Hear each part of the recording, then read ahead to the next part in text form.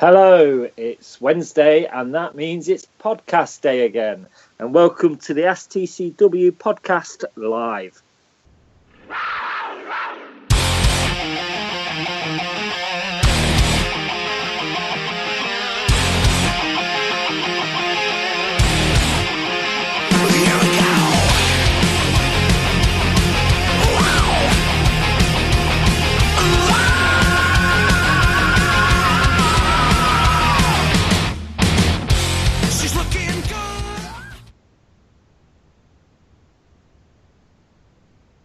Yes, hello. Thank you for joining us to the first of this year's Ask TCW podcast.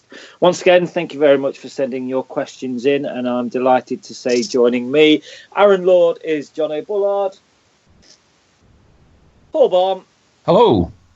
Andy Haywood. Good evening. And finally, Tina Taylor. Hiya. Thank you very much for joining us. We've got lots of questions to go through, so let's get cracking, shall we? And just very quickly, if you'd like to get in touch with us while we are live at the moment, you can do. The best way is through Twitter. Our handle is @CatsWhiskersTV, and just use the hashtag AskTCW. So let's get straight into it, and let's get the elephant out in the room straight away. After an excellent Christmas, our Panthers back in the title race. Judy Doran asked that one. So we'll come to everybody, and we'll start with the most positive person in the panel, Mr. Paul Balm. No, as soon as you said positive, you meant me. Let's burst your bubble. Probably not. No. Well, but you know, we are in a better position than we were this time last month. Put it that way. So you know, maybe we are, but I think the teams ahead of us have got to do a lot of losing, especially Cardiff and Belfast have got to do a lot of losing before we've got a real chance. Okay, Jono? No, not a chance. I think Cardiff are just far too far ahead. I think Belfast are too far ahead of us. I think we have a chance of probably catching Sheffield if they don't do as well, but I think I said the league was gone a long time ago, and I still don't believe anything is changed. However, you know, I'd love to be proved wrong. Okay, Andy?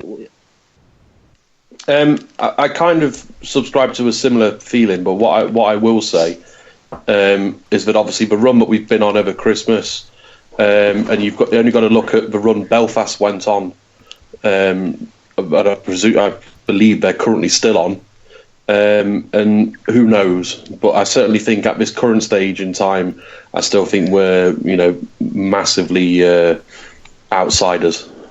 Okay, finally, Tina, there'll be people listening to this, you know, that will disagree with what the three gents have said, and you're our last hope, but do you go along with what the gents have said, or are you seeing a glimmer of light at the end of the league title tunnel? No. Okay. No, not in the slightest. No, I'm sorry. I'm really sorry to to pull up your strawberries, but no, I don't think it's going to happen. Yeah, looking at it at a sort of statistical numbers kind of view, if you take the top four of us, the Devils, the Giants, the Steelers and the Panthers, most games played in the league is 30. We've got the Clan and the Blazer on 30 games. If you take everybody up to 30 games, assume maximum points, the Devils are still up there on 47 points. The Giants and the Steelers are neck and neck on 43. We're still hanging back on 38 points.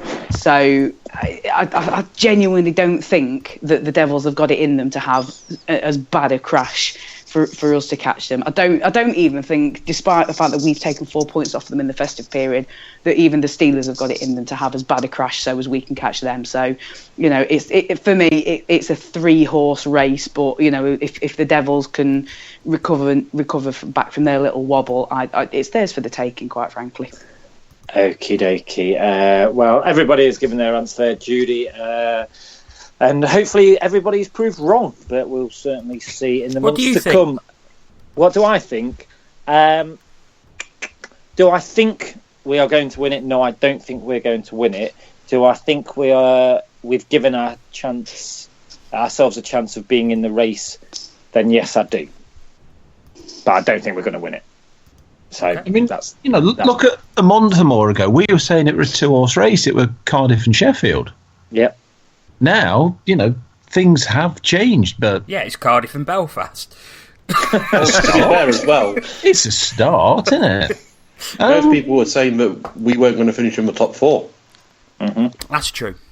There's still a lot of games to go, and don't get me wrong, it would have to take a similar run that we've just been on again, and for other teams to lose. That's why I don't think we're going to win it, but I think we've given ourselves a good chance of being in the race. But the way that with this league we play each other so many times, that sort of almost magnifies the change that can happen. Because if you go on a good run, you're going to end up at some point beating those teams round you. It's the only way you can really do it. So exactly. Was it last year? I'm just saying. I think you'll be slightly positive there, Paul. I'm not. Oh, no. Come on, I've got a certain reputation to maintain. Come on. Go on, was Andy, it last year where did we finish 4th or 5th or something? But we were only 10 points off the top.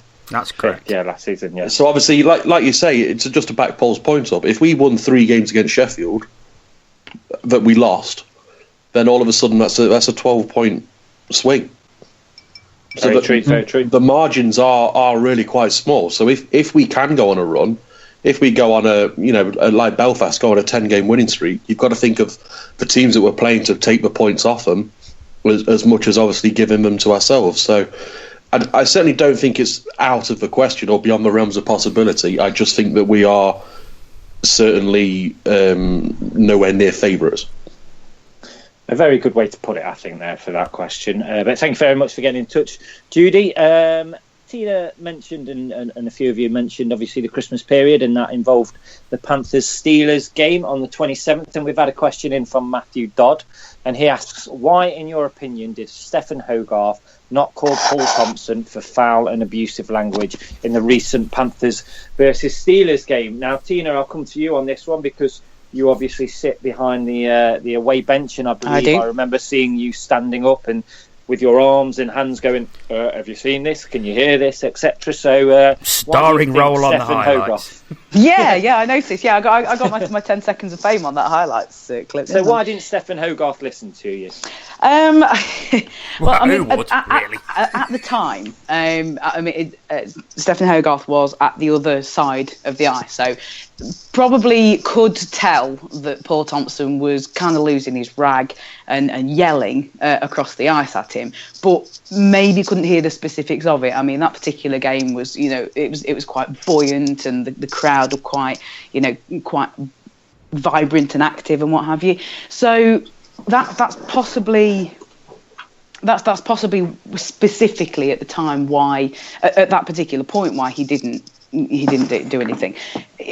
But I mean, Stephen Hogarth, we've seen him quite a few times this season, and I think genuinely that he is one of the most tolerant refs when it comes to verbals coming from players, coaches, and what have you.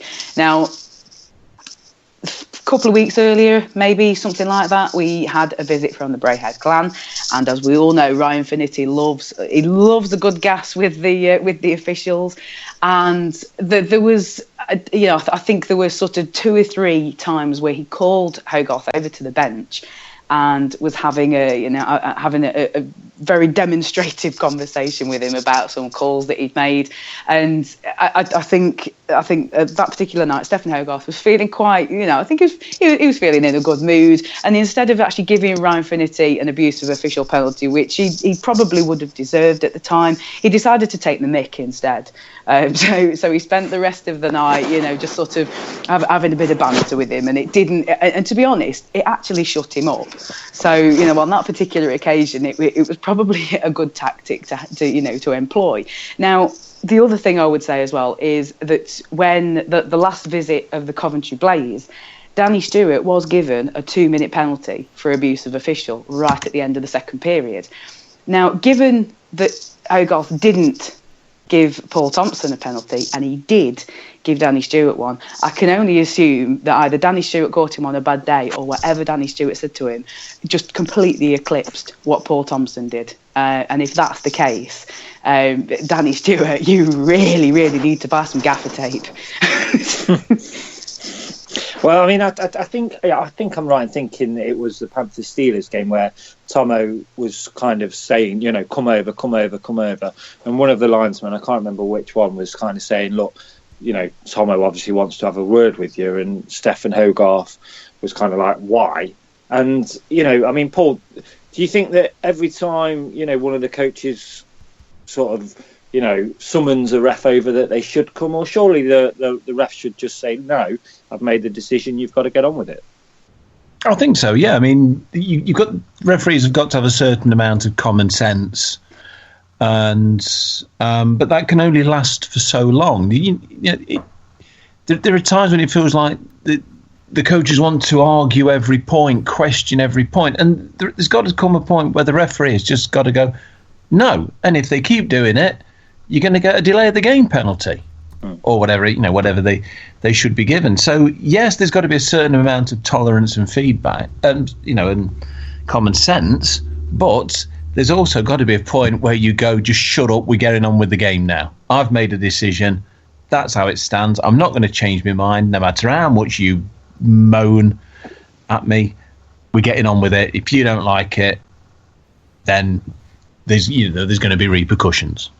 Very true. Well, there you go, Matthew. You've heard from Tina and Paul on that question. Thank you very much for getting in touch. And somebody that has been in touch with us while we're currently on air is Anthony Russell, and he's come to us via Twitter. And he just says, a random thought: could a European-style pre-playoff for teams 7 to 10 to decide the 7th and 8th seeds for playoffs work? Jono, what's your views on that question? It could work. I think the problem you've got is actually fitting it in, because the way that our playoffs work, you've got the quarterfinals with the final 4 weekends straight after. How do you fit in a tournament in the week between the end of the regular season and before the playoff quarterfinals start? And because of arena availability, some quarterfinals are taking place like 3 or 4 days after the end of the regular season. So I think it's a great idea, and I think it would be a brilliant spectacle. I just don't think there's room in the calendar to fit it in at the moment, unfortunately. And I think that's a general issue with improving the playoffs in this country as a whole, isn't it, really? Yeah, absolutely. And we all want to see a bigger and better playoff series. I think we'd all like to see at least round-robin groups to qualify for the final 4 weekend. But I think with so many arena teams in the league, it's just that so difficult to find ice time that this has to be the way to go for the time being, with the quarterfinals and the final 4. Okie dokie. Thank you very much for getting in touch with us, Anthony. If you'd like to get in touch with us, you can do. It's at Twitter at CatsWhiskersTV. Just use the hashtag AskTCW. Now, we'll move to a question. Before we do, Aaron, we've just had a follow-up on that from Max Artis. Oh, no, sorry, ignore me. That's a separate question. It's in 2 parts. How do you so on? Keep going, Aaron. You're doing very well. Thank you. Thank you very much, Paul. Coming up soon, a question from Max Artis in 2 parts. Exactly. There you go, Max. We're going to keep you waiting. I was trying to be helpful. I'm not doing it again. That's what happens when you're a little bit positive about Panthers' chances of winning the league. But we'll go to a question which I think we had during the Sheffield game, I believe, on the 27th. And it comes from Aaron Sankey, great first name. And he asks, 4-man system or goal line technology? If you could only have one, which one would it be? Andy, you start us off on this one. That's actually a really difficult one, because I genuinely think that the 4-man system is needed to make it more professional. I think it's one thing that we lack in this league is that having that 4-man system. Just as a bit of clarity, there's so much stuff that gets missed behind the play that people get so contentious about because the refs don't see it. And I just think if we had the 4-man system, it would make our league simply seem a lot more professional. Mm-hmm. However, goal line technology would be very, very handy, and to be brutally honest, I think it would be a lot easier and a lot cheaper for the league to implement. I know there are obviously issues at certain places. I don't know where, but I've seen that some rinks don't have the capability of it, or for whatever reason. But I would think that realistically, having a few cameras around the goals would surely be cheaper than either having to hire and recruit new referees, go through training, and then obviously things like the paying of them and the expenses of all the travel and stuff. I would imagine that goal line technology would probably work out on the whole cheaper, because ultimately once you've installed it, you've effectively paid for it. But I think just edging it for me personally would be the 4-man system. Mainly because realistically, although there will be decisions that could ultimately be decided and changed by goal line technology, I don't think there's as many as the contentious issues on the ice. Yeah, I tweeted during the Sheffield game on the 27th, the Elite League, just saying please install the 4-man system again, because that game was so fast. There was so much happening off the ice, off the puck. Sorry, I felt in a way quite sorry for Stefan Hogarth, because it's a lot to keep up with, and I think obviously having that second ref just relieves a bit of the pressure. The league's getting faster, we're getting more skillful players, but yeah, we've gone backwards in my eyes when it comes to getting rid of the 4-man system. But just very quickly, obviously Tina, Jono and Paul, would you all go for the 4-man system over the goal line technology, or do you have a different view? I'd like both, because I'm greedy like that, because one helps the other. However, I think if it was purely a choice between the two, if there was only a budget for one or the other, it would have to be the 4-man system for me. Yeah. Tina and Paul, are you on the same wavelength with that, or different? I'm a fan of anything that gets the referees out of the 1980s, quite frankly.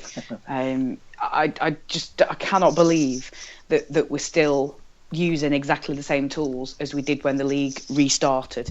And in fact, obviously I don't know how the officiating was done in the Panthers' first incarnation, but it's probably not too far removed from that either.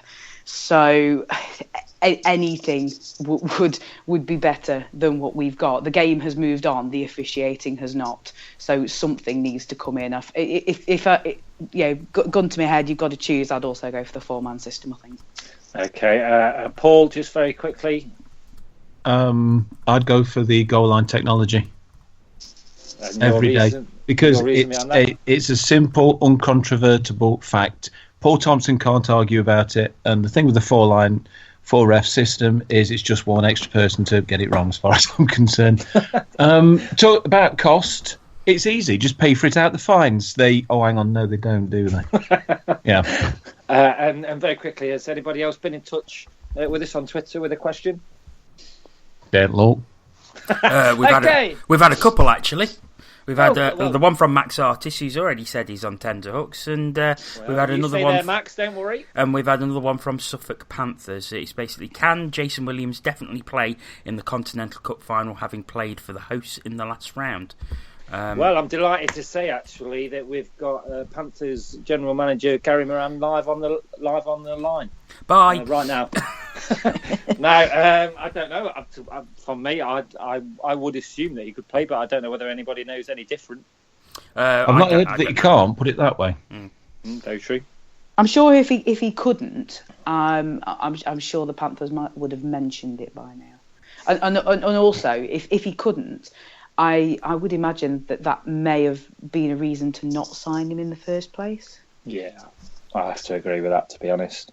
But thank you very much for that question. I suppose we haven't got long to wait, have we, really?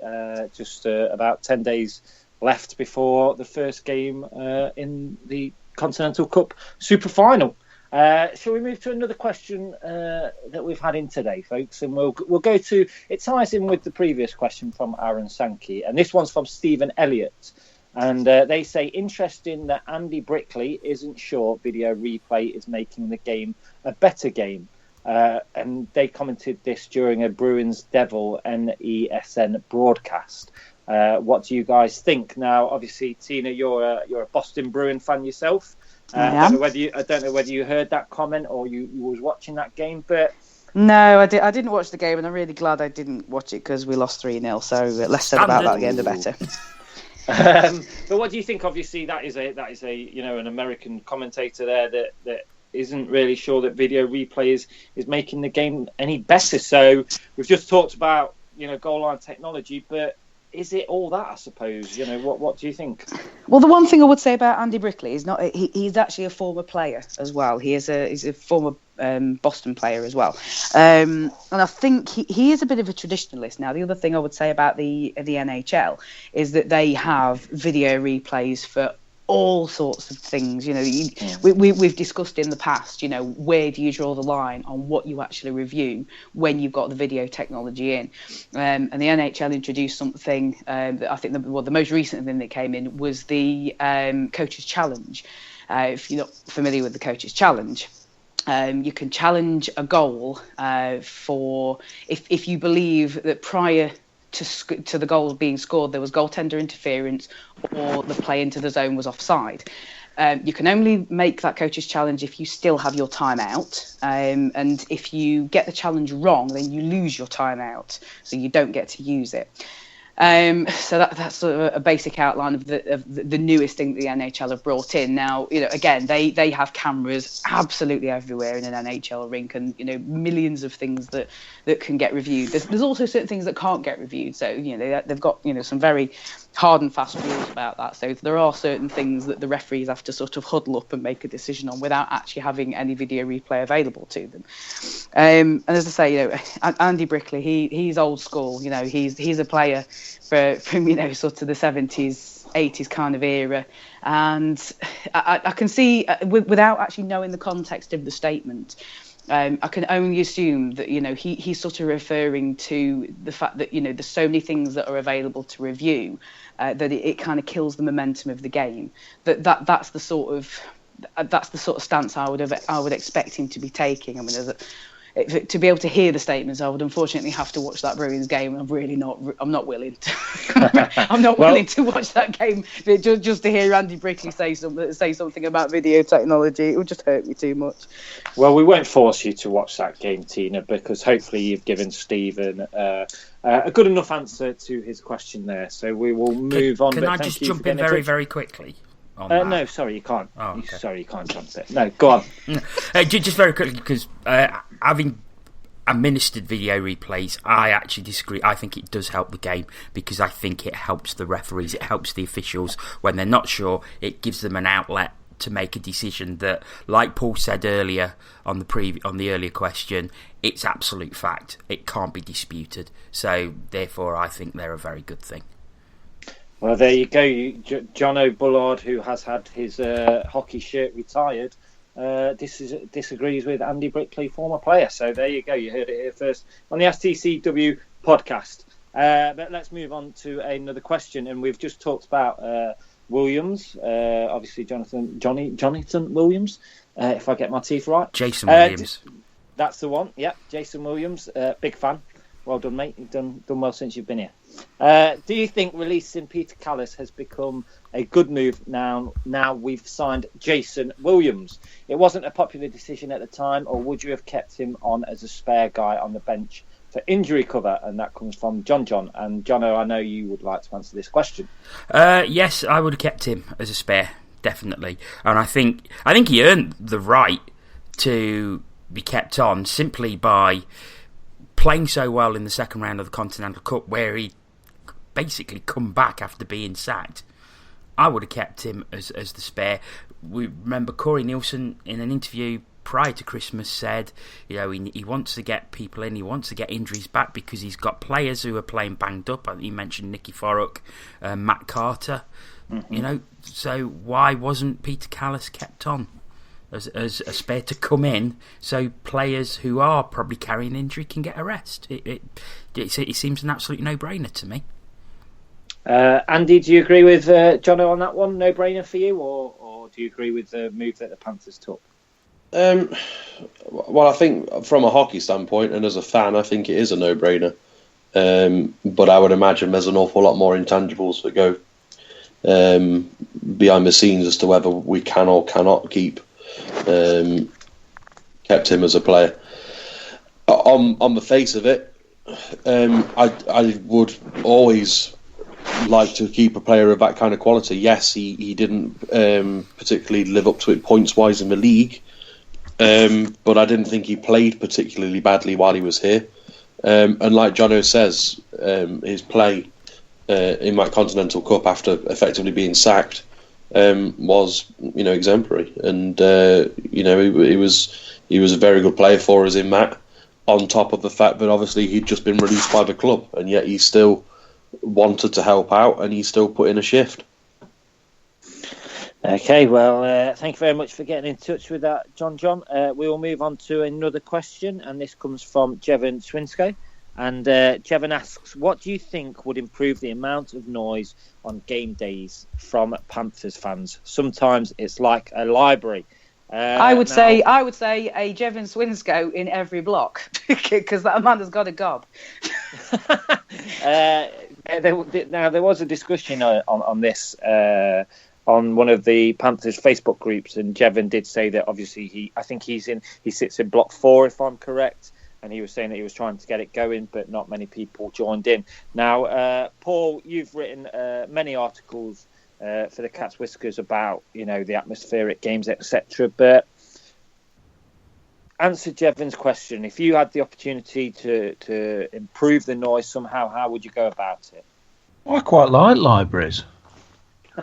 Anyway, I quite like a bit of peace and quiet sometimes. I had a lovely rest on Monday afternoon. It's difficult because one of the things I've said, as you've said many times, many articles I've written about it, and it's something I do believe in, is that Nottingham is a sort of what I call a show me crowd. Yeah. Show me, do something for us, and we'll make the noise. We're not gonna. I mean, maybe it's because there is a maybe a larger portion than most fan bases who've been going a very long time.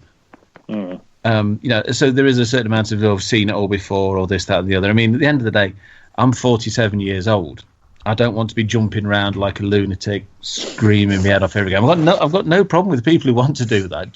They just better not expect me to join in all the time. But the way a Nottingham crowd works is, you watch, a line. Take Cam Jansen and his line last year. They went out, they went banging around, they went hitting people. There might not have been a sort of an end product at the end of every shift they did, but they got the crowd going. And that's what it means. I mean, I don't think, there is anything apart from what's on the ice that you can say is going to get the crowd going. I mean, just as an aside, what happened to the noisy block? Yes, because that was obviously meant to be block 17. It lasted. Well, I think it lasted about one period, one game, to be honest. But I mean, I do at times feel sorry for Ken, because he does his best and try and get it going. It doesn't always work, but I know what we need. We need an inflatable Panther's head for an entrance. Anyone know where we can get one? There's one on Blair Square, actually. Can I just jump in on this? I haven't really got an answer to the question, but a few years ago, essentially what I was saying. A few years ago, I went to Canada, and while I was there, I took in some NHL games, and I thought, brilliant! There's going to be 17,000 people in a building. It's going to be absolutely immense. Boy, was I disappointed. It is so difficult to get so many people motivated all at once. I think when you've got a big crowd, I think you have a sort of a saturation point, and obviously it's less than 6,000. The saturation point is less than that, because the loudest point in any of the games that I went to watch, because I watched 7 NHL games while I was over there. The second game I went to was I'm going to kick myself now. I think it was the Montreal Canadiens and the Ottawa Senators at the Bell Centre in Montreal. You can say who it was because we don't know who it was. So you just make a name up. Nobody. I know, but I don't like to say things that I like to get my stuff right. Anyway, so I was at this game. I'm up in the nosebleeds because it's blooming expensive to be an NHL fan. And 4 minutes to go, Montreal are 4-1 down, and they scored 3 goals to tie it up and take it to overtime. And that 4 minutes where they started banging those goals in, and then all the way through overtime, which they incidentally won. Montreal then took the point, took the extra point. That was the loudest I have ever known. I couldn't hear the person stood next to me talking to me. We were just looking at each other in disbelief, going, "What the hell have we just watched?" That was amazing. And that 4, 5, 6 minutes, whatever it was, because overtime didn't last long. That was the loudest I've ever heard. But it took that comeback to get the crowd energised, and that was 17,000 people. Yeah, I think obviously that it's not just the Panthers, and maybe that's just a wider hockey, not issue, but just a fact that, crowds react to a hit, a good goal, just something that gets them excited. I think from a personal standpoint as well, for me, I a lot of the times I'm not overly bothered about shouting and screaming and joining in chants. And I think there's a lot of people that are like that. And obviously I appreciate that, obviously when you get an atmosphere or whatever, that it can be very good. But by the same token, a lot of the times I just have no interest in screaming and shouting. Well, it's nice that we've ended that question on a positive and happy note there. So, Max, you can come off your tenterhooks now. We are going to answer your question. So, Max has got in touch with us tonight and says, with the world of hockey clamping down on fighting in the game, what are your thoughts on the issue? And what effect do you think it would happen to the game as we know it? Jono, kick us off. I like a fight, but I like an organic fight. I don't like this pantomime, shake your gloves at the start of face-off because two hard men want to go at it. I don't think we get that very much at all anymore, to be honest. But no. But I like a fight to happen for a reason. Like there's been a bad hit or someone sticking up for a teammate. For prime example, Nicky Forup going after Kevin Noble. That is the sort of thing I like to see. I like a scrap. I don't think it's the be-all and end-all of the game. I like a good bit of skill. I like a brilliant goal as well. But I do like fighting in the game. I appreciate that it's being phased out from probably a safety point of view, but we had Victoria Silverwood on this programme a few months ago, and she's done a lot of study into the subject, and she says that it's actually not because of fighting, it's more because of bad hits. I think put more attention on taking bad hits out of the game rather than ending fighting, because a fight gets the crowd on their feet. So I know there's a lot of opposition to it these days, but for me, keep it in the game. And Paul, obviously you've been coming, just as long as Jono, you've seen it where there's been longer. A lot. You've been coming longer than Jono, and you've obviously seen it, lots of fights in the past, bench clearances.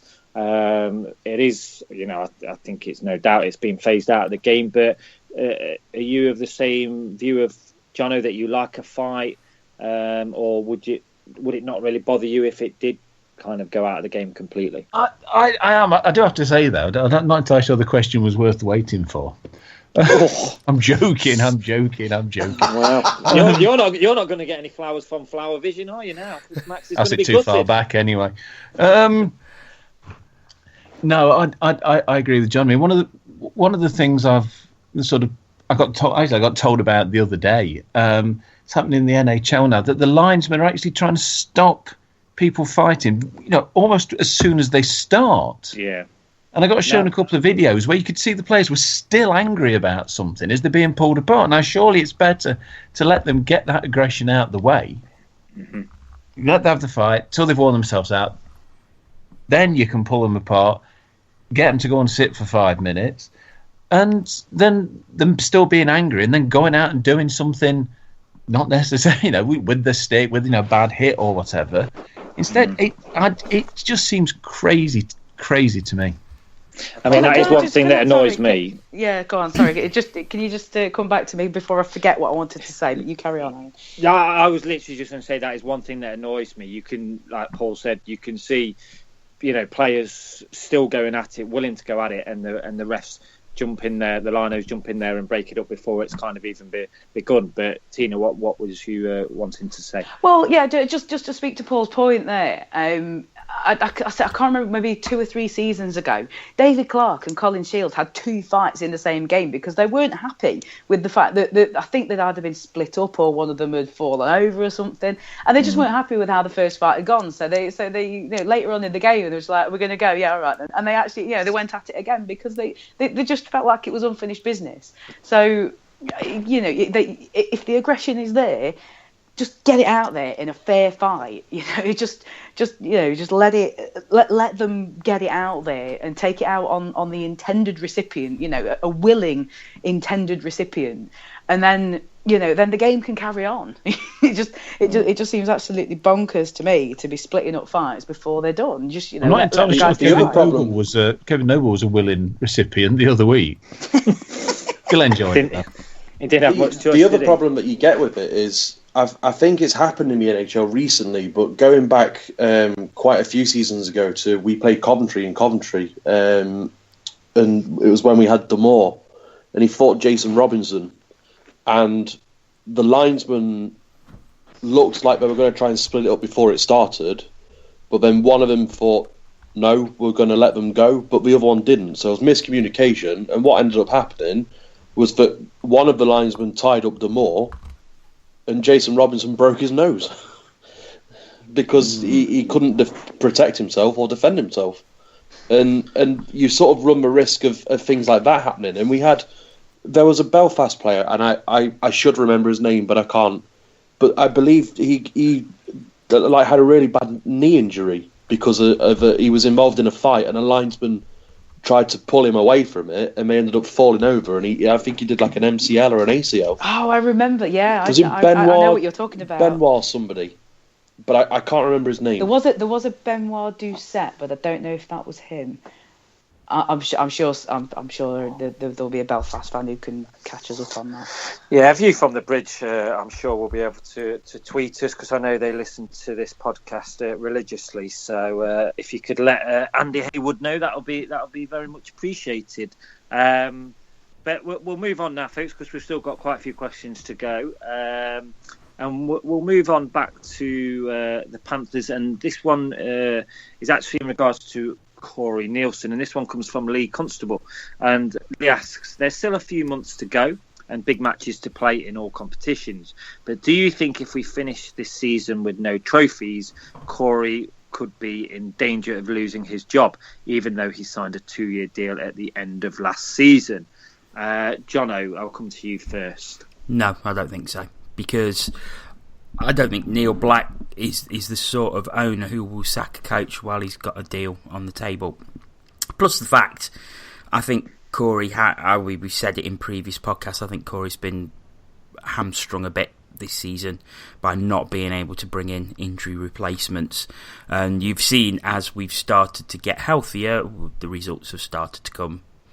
So I don't think he will be in danger, even if we finish the season empty-handed. I mean, Paul, obviously, the Panthers being empty-handed, no league title, not even winning the Challenge Cup, playoffs, etc., and obviously the added of the Continental Cup. Do you agree with Jono in the sense of he'll still be able to see out his second year of his deal? I think so, but that shouldn't necessarily be the be all and end all. It is a a results-driven business that we're in, as as much as anyone else. So I think perhaps maybe Neil Black has been too lenient. I mean, that there can't be many other people that have would put the money he's put into Brayhead over the years, and for Ryan Finnerty to still be there. No offense to him, but I think people can get too complacent sometimes, and you have to be careful of that. I mean, I think if that was the case and we did end up, empty-handed, I think a lot of people would be saying that it was time for Corey to go, even if he had a 2-year deal. But at the end of the day, that is up to his management, and obviously we hope that we don't end the season empty-handed. But Lee, thank you very much for asking that question. I'll move on to a question, and this will be directed at Tina and Andy, because we talked about this kind of issue and this subject on yesterday's podcast, which you can still listen to. Just go to our Twitter page and you'll be able to find the link on there. And it's come from Mark, and Mark asks, I know he's been here a while and part of the furniture, but do you think it's time to let Dan Green go? Andy, I'll start with you, and Tina, I'll let you wrap this question up. Well, it's a tough one. I think obviously on the back of the performance against Coventry the other week, there's going to be a lot of people that are unhappy. What I will say is I believe, and I might be wrong, but I have a feeling he's the most decorated player in British ice hockey, as with regards trophies. But obviously, it's one of the things. Personally, for me, I would, and I said it earlier on the group on WhatsApp. Personally, for me, I'd like to see us employ younger backups with a sort of idea of development. So you get a kid or a young man, sort of 18-year-old. He's done his time in the juniors. You give him a professional contract. He trains every day with the club. He trains with some of the best players that we will see in the league. He stays with us for a couple of years before he then applies his trade as a starter in a lower league, or if he's good enough in our league. And I think that would be in an ideal world, it would be a really nice thing to do, because not only do we get to see young, hungry and ambitious raw talent from time to time, but also potentially we unfold the next top British netminder. Tina, what's your views on obviously Dan Green, and do you feel it's time to maybe let him go at the end of the season? There's two things. I think if we're going to have 3 netminders and we're not going to employ a proper rotation system for the 3 netminders, then we're already letting them down. Especially in this case, Dan Green played his first competitive minutes for the Nottingham Panthers, and it was New Year's Eve. So that lets him down, because he's not adequately prepared to be able to come out into a game. Not only is he coming into a game cold, he's coming into a game cold having no game minutes up to that point, and it's a fairly crucial point in the game. He's coming in for injury cover. The second thing is Dan Green. Is he 34 now? He's a veteran, and he has to be responsible enough himself to be able to know when he's not contributing to the team. He needs to be able to just look at what he's actually bringing to the team and know whether it's enough. Sam Oakford, he put his hands up at the beginning of the season, and he said, look guys, my career path is taking me somewhere else. I'm not going to be able to give 100% to the team. I'm probably not going to be as effective as I really should be for this team. So I'm going to bow out. That's quite possibly the line that Dan Green maybe needs to have a think about. I mean, he's got a career outside of hockey. So it's not like he doesn't have other options. based solely on his performance, 4 goals on 11 shots, was it? It's not good. It's not good enough for the standard of the Nottingham Panthers. So, with those two things in mind, he's a veteran. He's given a lot to the team. He needs to be able to be responsible for his own contribution. And if the Nottingham Panthers are not going to employ a rotation system that can fit in all 3 of our netminders, then decisions will have to be made about Dan Green's future. Okie dokie. Thank you very much for that question, Mark. Moving on to the last couple of questions, and this one comes from Lee Constable again, and I think it's a really good question because obviously it's referring to the Edinburgh Capitals, and Lee asks, are the Edinburgh Capitals in danger of falling out of this league? Just looking back at them around October last season, they had quite a good team, I thought, and didn't play badly either, with Hayes, Rutherford and Zanetti, just to name a few. Then they lost players towards the end of the season, and they've kind of been stuck in that slump all of this season and look odds on to finish bottom, probably without winning many more games. What is wrong with them? Edinburgh is a big place. Do they just not have the right support? It must be difficult as a fan for them turning up to games being extremely short-benched, expecting to lose every game. Top marks to their players now, as even though it's an uphill battle, they are still giving their all.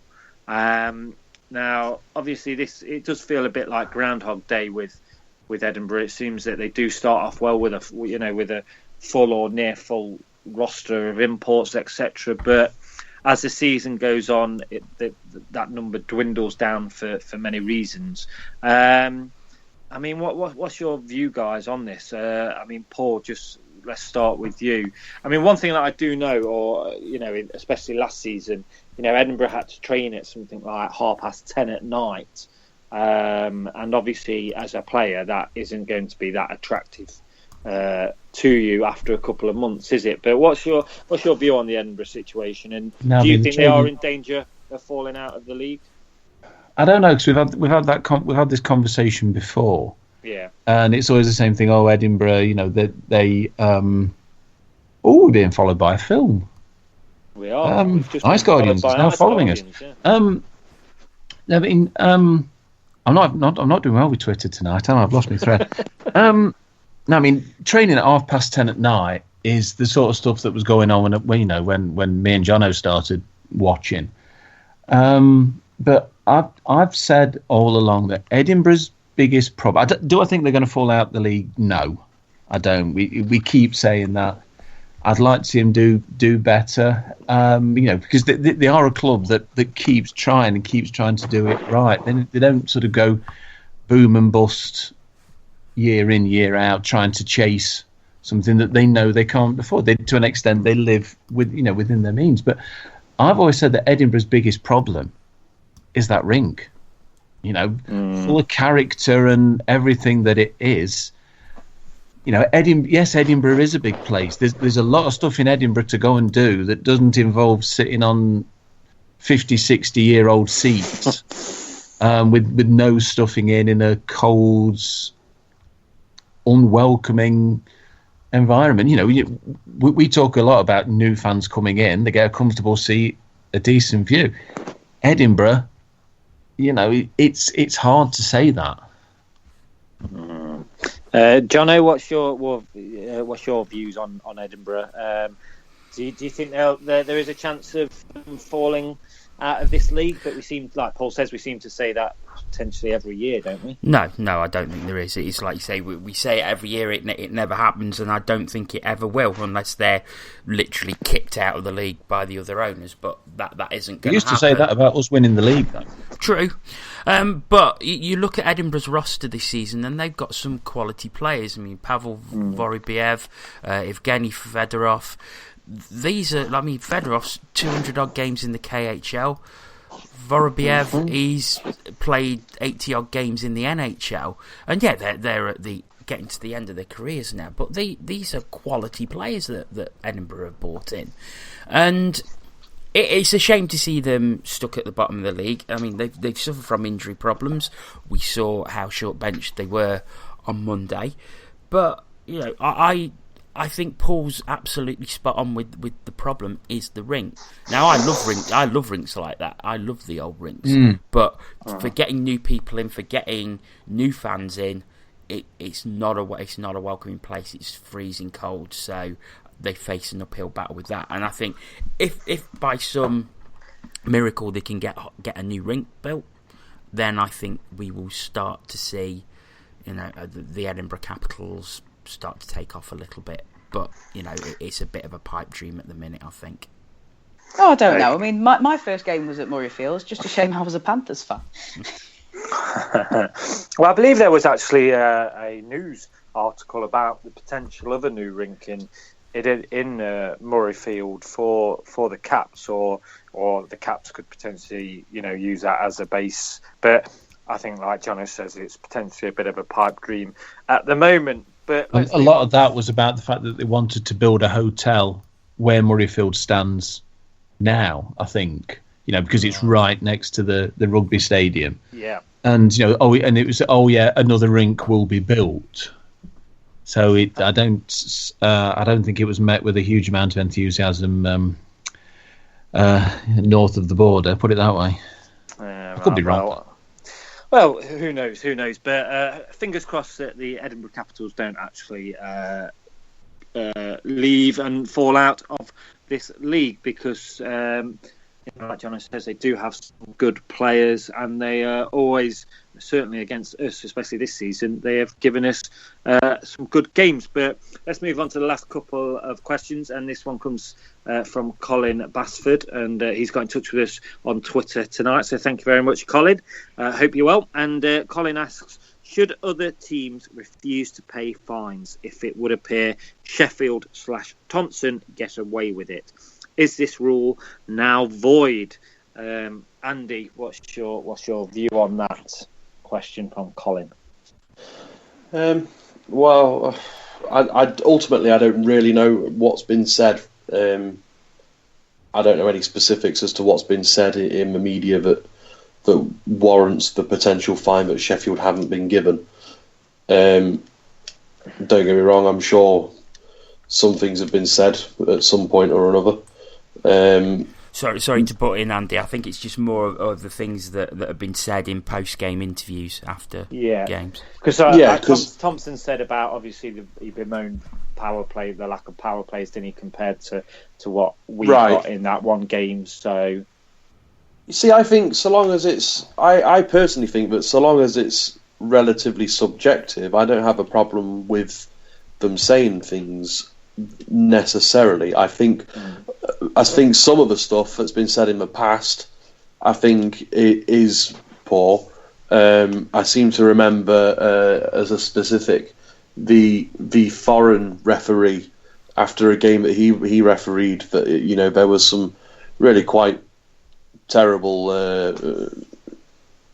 sort of media outrage over it from the official sources. But I think ultimately, I think they have a right to question decisions, and I think they have a right to be unhappy with decisions. I think what they don't have a right to do is question integrity and generally be sort of rude and almost abusive. So I think so long as it doesn't, delve into the realms of offensiveness or like I say, questioning the integrity of a referee, I think that every team should be able to question decisions and speak freely about why they feel aggrieved. I mean, Paul, just very quickly, you actually, you made a little bit of a joke about it earlier about the fines. But, I mean, it does seem that the rule came in with all that blasé and how much you're going to get fined if you do it once and then twice, etc. But we haven't really heard much about it since, have we? I haven't really heard anything. And I said at the time, that rules like this live and die on consistency. And, doing it, I hate to use a management phrase like going forward, but going forward. And it's basically, all these people we're finding all these people and we're going to keep doing it. What is it, a month 6 weeks since that happened, and you've seen. Well, Panthers went to great lengths to show Thompson in the highlights package from the game on the 27th, shouting at the referee. And is that really the image that the league wants to portray? Because people are picking up on those highlights and going, is that what really happens? But whether clubs should be sort of withholding their money if they got fined. I mean, if they got fined for a start. But I think that's maybe a step too far. It's a bit difficult to say because I mean part of the fact is that who are the people making the rules? The club's owners.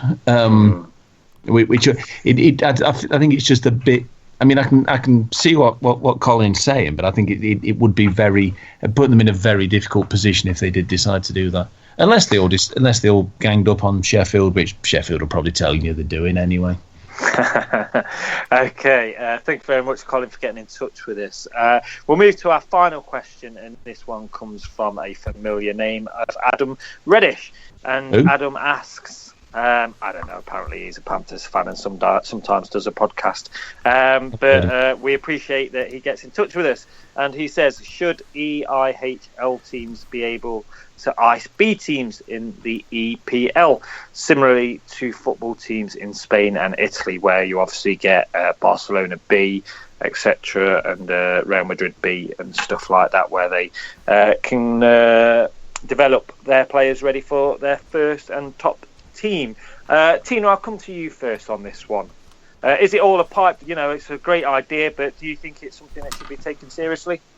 Well, I mean, taking the idea, just the question in itself, without considering any, financial implications or the cost, the organisation of setting it up.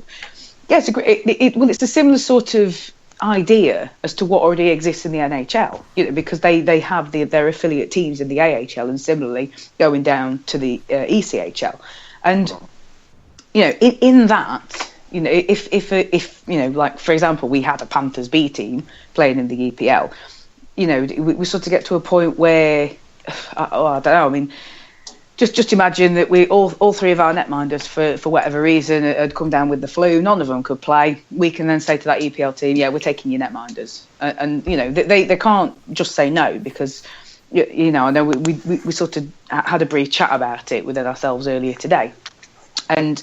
If you try and affiliate yourself with an EPL team, they already exist as a team in their own right, and they're fighting for a position in the league. So you can, if you can go to them and say, look, can we borrow one of your netminders? And they go, no, because we need them. What are we going to do if you take our netminders? If you have somebody who, is your affiliate and you run them and you own them essentially, then you can sort of take what you need when you need it, and similarly as is the idea that has been brought forward. You can put your younger guys in there, make sure they get a shed load of ice time, and just get them training with the team, with the EIHL team. You can bleed them in similarly to how Corey Nielsen used to do it. I mean, when I first started watching it was when Rob Lakovich's career was in its infancy, and Josh Ward, and we used to see the names of I think there was like Tom Saw, Will Weldon, and Tom Norton. All these guys were they'd make sort of little guest appearances here and there, and then they'd be going off to the Lions or they'd be going off to their EPL teams or whatever. We don't seem to do that much anymore, which is a bit disappointing, really. It sort of leads into the British development, but. Yeah, having that kind of B team would provide an inlet. It would provide some sort of training opportunity for the next generation, which as we've already touched on in this podcast, we need it. Very true. And just finally, Jono, just to wrap this up. Do you think, it's a great idea, as Tina's just explained, but do you think we will ever see the day where Elite League ice hockey clubs and EPL clubs are affiliated together? I hope so, because it's easy. All it needs is a bit of discussion and communication between the leagues. Look at it this way.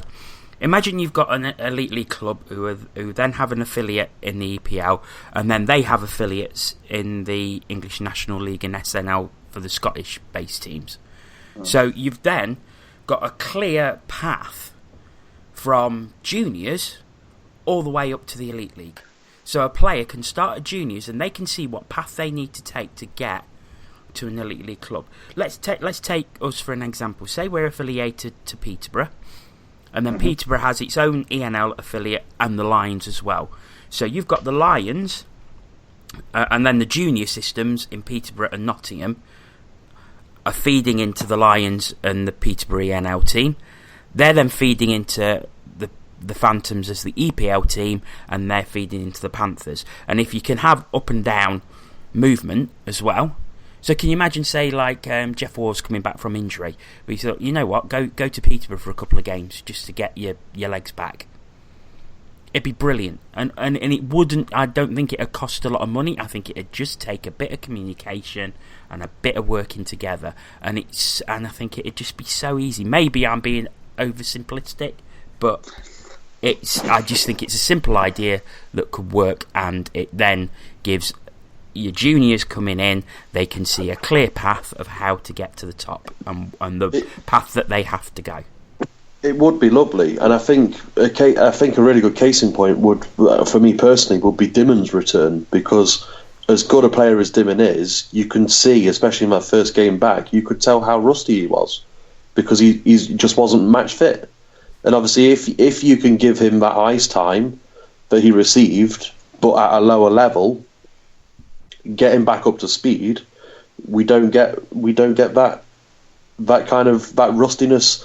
For us, and it's, I appreciate it's a slightly selfish point of view, but I think it'd be great. I mean, I suppose just obviously and we will wrap this up with this final sort of point that I'd probably like to make on that. That Jono said first of all regarding Jeff Waugh, and then Andy, you brought in Jeff Dimmon and their returns. Paul, and I'll give you the final word now, seeing that everybody's had their say. But surely there'll be people out there saying that the kind of the quality between the leagues is just too big, too great. So if you have a Jeff Waugh or a Jeff Dimmon going down to the EPL level, that yes, they might be coming back from injury, but the gap in skill and quality is just too big for that to actually happen. Or do you disagree with that? Well, maybe they've got a point, but it's not like we're going to be the only ones doing it. Everybody else will be doing the same system, because you can guarantee if somebody sets up a system like that, and I wish they would, but then again, I've been wishing that they would for 30 odd years. Yeah. We had a system where the Panthers would go down and would play for the Trojans, years before the Lion existed, and then came back up. But because if one team does it, then everybody else will follow, because they'll have to. Edinburgh have got their SNL team. Yeah. I think Fife have as well. I don't know how closely affiliated Fife are to theirs, but it's not the biggest problems you're going to have is egos and teams wanting to do it for themselves, not seeing the bigger picture, unfortunately.